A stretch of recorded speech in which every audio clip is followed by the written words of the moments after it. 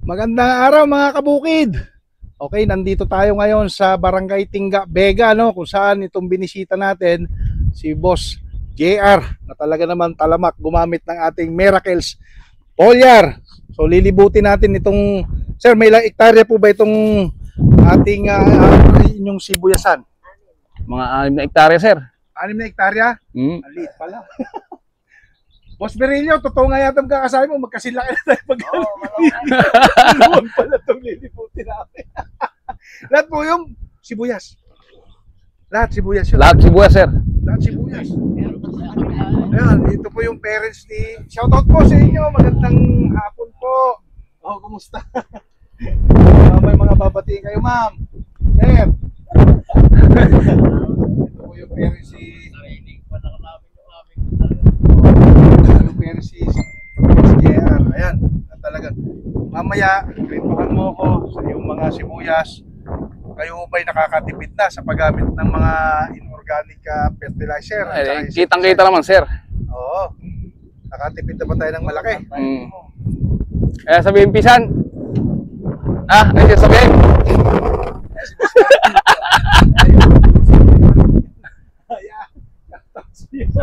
Asawa pa na sa abroad. Yeah. Ingat ka dyan. Miss na kita ka mo. Miss na kita ka mo. Ang saya rito, tsaka lamig. Kamatsile. Kamatsile, parang umulaklak na, no? Oo, sir. Ayan, kamatsile. So maglilibot muna kami, nalimutan ko naman yung palanggot ko. Anyway, sige, tara sa inyong hacienda. Ayun, pahiram nga muna. Greg, sumama ka.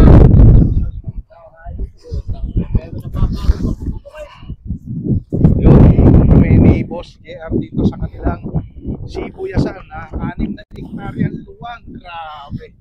Boss JR, ilang buwan na ito? Magdadalawang buwan pa lang, sir, talim namin yan. 40 days. 40 days. Si nanay, 40 days. Wow. Sobra. Lahat ito sabay-sabay pa tapos JR. Nauna, sir, yung iba. Natanim. Oo. So lahat ito, ginagamitan natin ng foliar. Lahat, sir, yan. Lahat ito. Wow.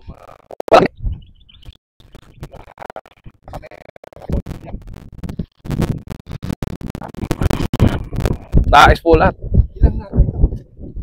Ay, baka mga 49 lata, sir, yan. Hindi nakasama. So, mga kabukid, Hindi nakasama to, sir.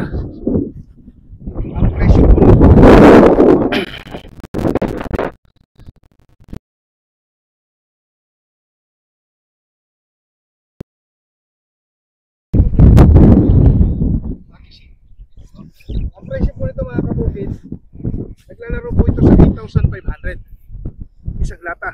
Oo, sir. 8,500 ano? Ano po, sir? Pumatak ng 8. Kulang 9,000, sir, yan. O isang lata. Mm. O, kayo na po magkwenta, 49 na ganito naubos sila sa anim. Hindi nakasali to, sir. Ito lang amin, eh. Ito lang amin, eh. 40 days mga kabukid. Wow, ang ganda. Tuyo na, sir, yan, ha. Buwan at 10 araw. Ayan ang itsura.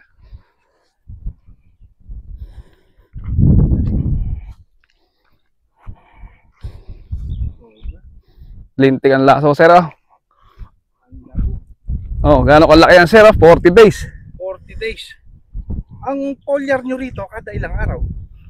Kada basa, sir. 1 linggo. So basta nagpatubig kayo, Bira. susunod nyo na ng foliar. Bago kami maglason. Kaya madaling awati, uod. So nakatulong din yung foliar. Oo, sir, malaki. Ayun mga kabukid. Siya may sasabi, sir, na may uod yan.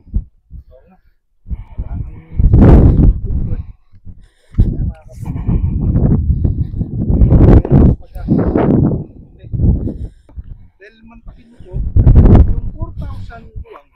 Sir, pupuntahan natin pinagbunutan na itong punla. Sige. Ito. So ito pala Kao. ay transplant. Ito, transplant po to.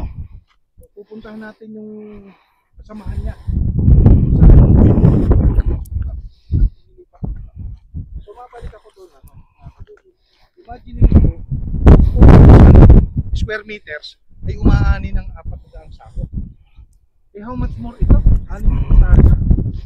Sa sir ito, maganda magiging laman nito. Malalayo tanim. So sir, sa inyo ba to? Hindi sir yan. Oh. Ito lang ang amin. Mayroon tayong comparison ano? Itsura ng ginagawa ng ating miracle foliar at saka ito. Yan ang paubos niya. Magkatabi lang yan ha. Bagamat ito may edad, dahil labas na yung laman niya.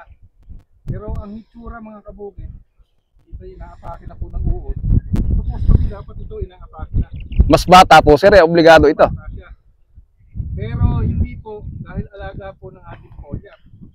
Sir, pilapil, saan ka lang pagitan sir? Oo nga, saan ka lang tayo. Pagitan ito. Pero wala na ito.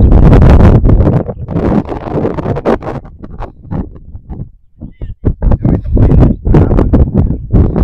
At po yata yan, boss yan, inyo eh. Lahat sir yan. Lahat yan, ginamitan natin lahat sir yan.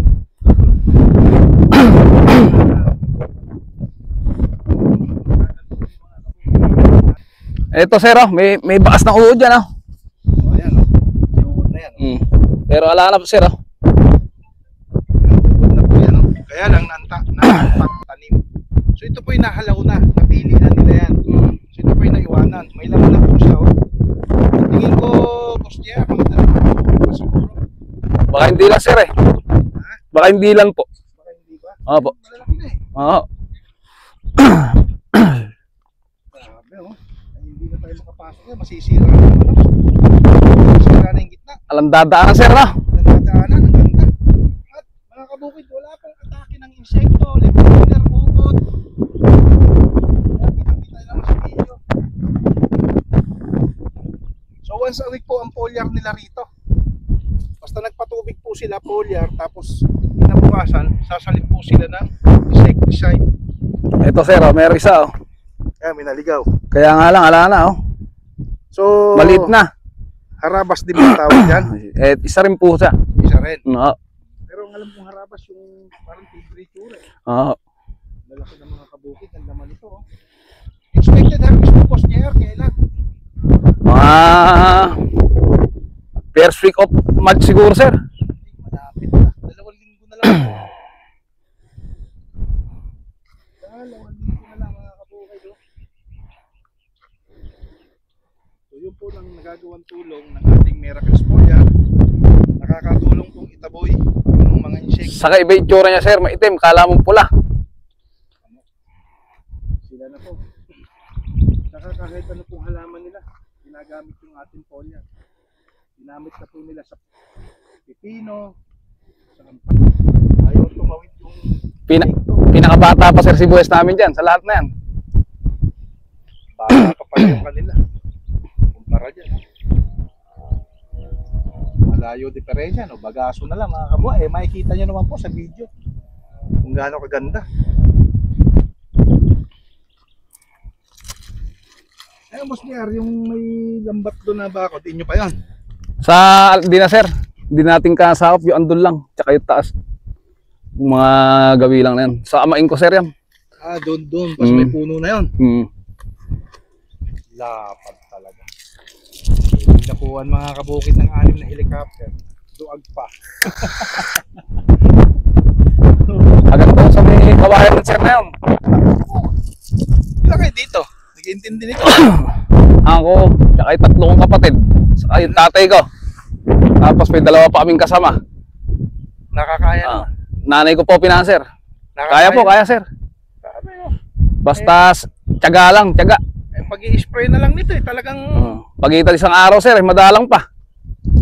pagitan ng araw. Dito tuwing hapon, tuwing gabi, no? Tuwing gabi. Mas madalas sir ang pulyar namin kaysa pumatay ay pang uod.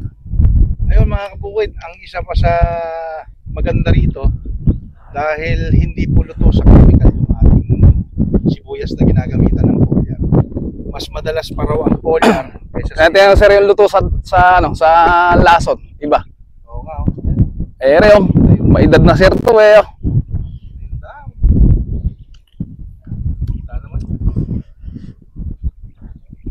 Samantalang itong atin, no? lilibot pa po tayo ng mga kabukid. Malapad po itong kanilang ito.